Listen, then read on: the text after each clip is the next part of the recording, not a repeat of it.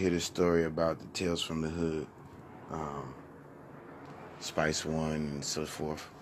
Okay, so how it went down was, I don't know if you remember this movie called Fear of a Black Hat. Um, there was a song. It was like a parody movie, like CB4. So there was a song on there that the director Rusty Cundiff, he wanted to remake Snoop's song "What's My Name," and he wanted to call the song "Ice Froggy Frog." So it was like a parody. So me and my sister and the homeboy Ace Man, we teamed up and went to the studio, Paul Arnold, and recorded that song. So that's us on there being goofy and doing all that stuff. So flash forward, he's working on Tales from the Hood. Rusty is, and he wants me to do a song for the soundtrack. And so I'm like, oh, cool. I'll do a song, but instead of making it a solo song, I put my group NGN on it. It was me and my cousin Ron and Rhythm Stroke, and then my sister, she did a guest spot on there. She rapped. Um, so we worked on the song and everything, and in the midst of that, they wanted me to work with I think it was Big Daddy Kane, and that situation didn't happen because I mean he came to the studio and I didn't have turntables, so he kind of freaked out and left. So he didn't end up being on there. But then they got Spice One and they wanted me to produce the track, so I was like, okay, cool. So I go to the studio with Spice One and Paul Arnold, and start putting the track together and everything, and got it partially done. It took quite a while to do. We kept going back, like 2 or 3 days to the studio, and basically me and Ron was just kind of hanging out by the pool while he was writing and eating snacks and all that kind of stuff. Finally, he did it. He put the vocal down and everything, and we got it down. But he didn't have the hook really, and we were like, we'll just probably put the hook on in the mix. So a little time goes on.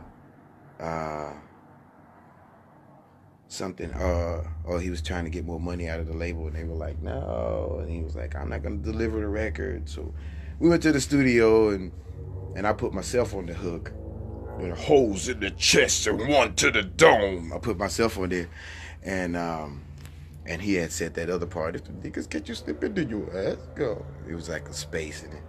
So I added myself to that. Got my dude Keith Clark to do some gunshots. The gunshots that are in there, they were from him. He had sampled them. And so what else? Oh, and we finished the record and everything, and then I got a call about Wu-Tang Clan. They had this song on there, and they wanted me to replace a sample that was in the actual music. And so I went in and replayed that. And I'll never forget that day, because that was the day I met Ice Cube. I was like, what? And it was cool. So on that soundtrack, I got my group NGN, and then I produced Spice One on there, and then the little ditty on the Wu-Tang Clan thing. But yeah, it was a cool record. And Warren G was supposed to be on there too, and with the same title that Domino had, Tales from the Hood.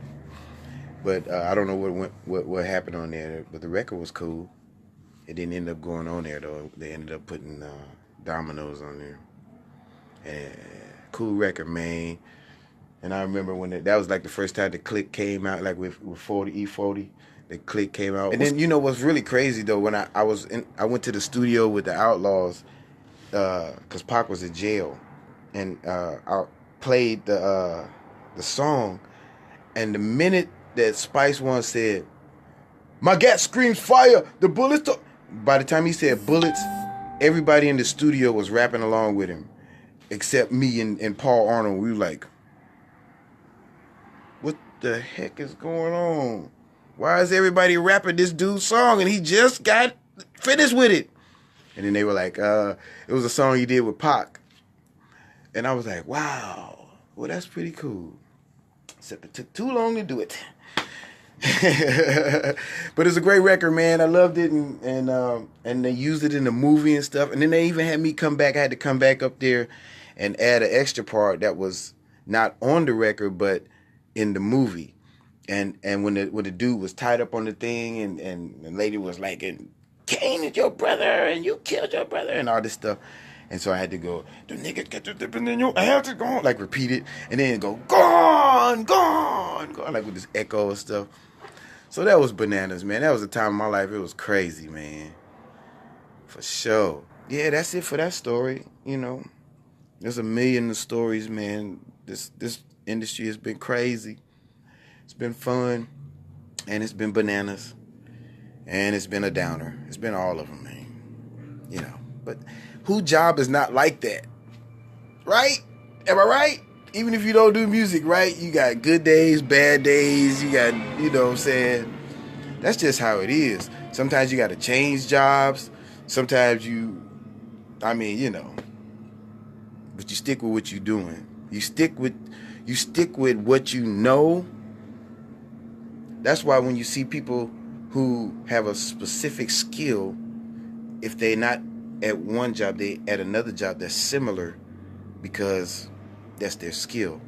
So my skill is music, baby. I'll holler at y'all. Love y'all, man. Y'all all right with me.